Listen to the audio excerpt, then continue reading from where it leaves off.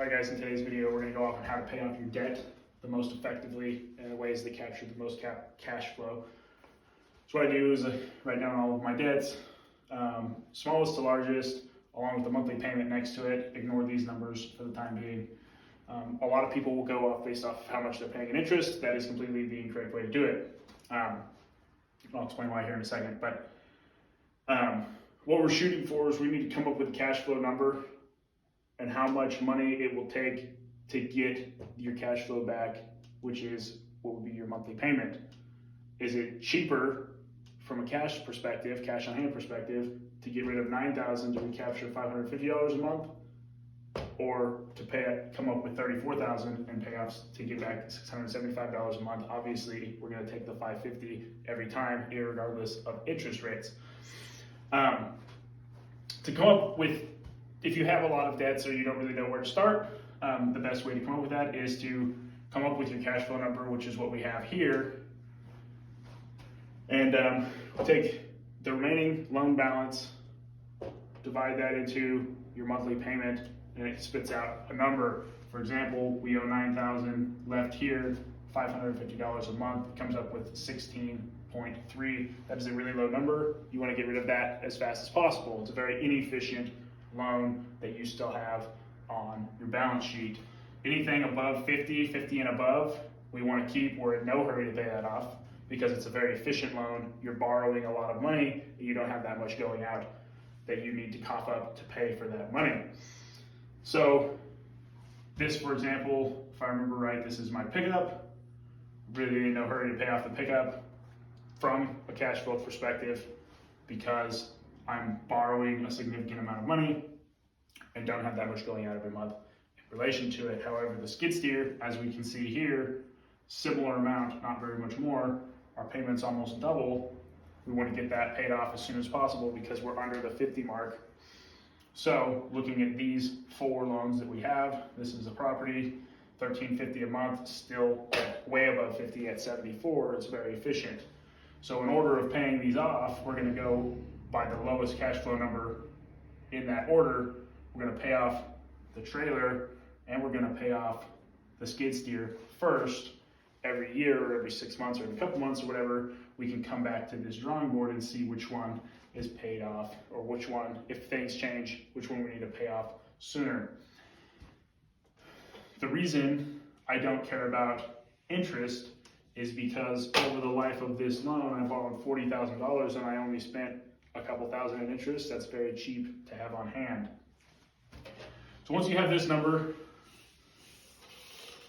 so our next goal, once you have these numbers, so we've decided we're going to pay off this dump trailer first, $9,000, right? Instead of making additional monthly payments, say my business has $10,000 a month in cash flow and I'm coming up with $4,000 a month in payments or whatever the number is, instead of paying an additional $100 or $200 or $300 a month out of our operating account,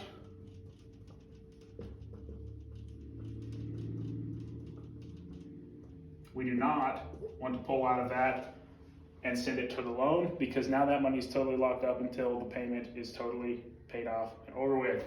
What we instead want to do is transfer money from the operating account to a completely separate savings. I use an online bank and I do not have the app downloaded on my phone or anything. So I only check it. I'm not tempted to see how much money I have sitting there that I can spend. Once it's in the online bank, you save it until you can pay off the entire loan balance. And then you wipe that off of your plate. The reason you do this is for security. If things start to go south,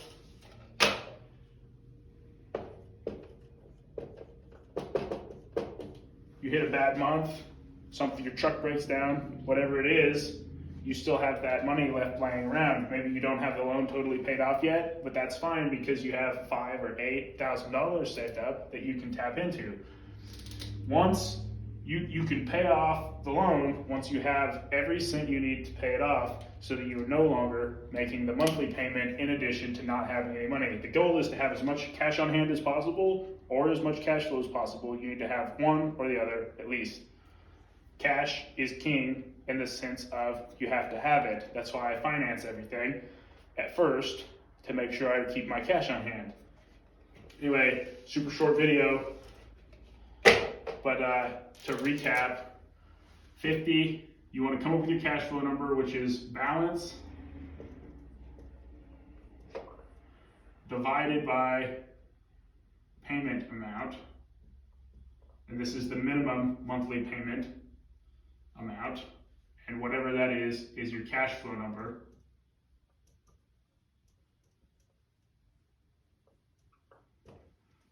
And if that number is below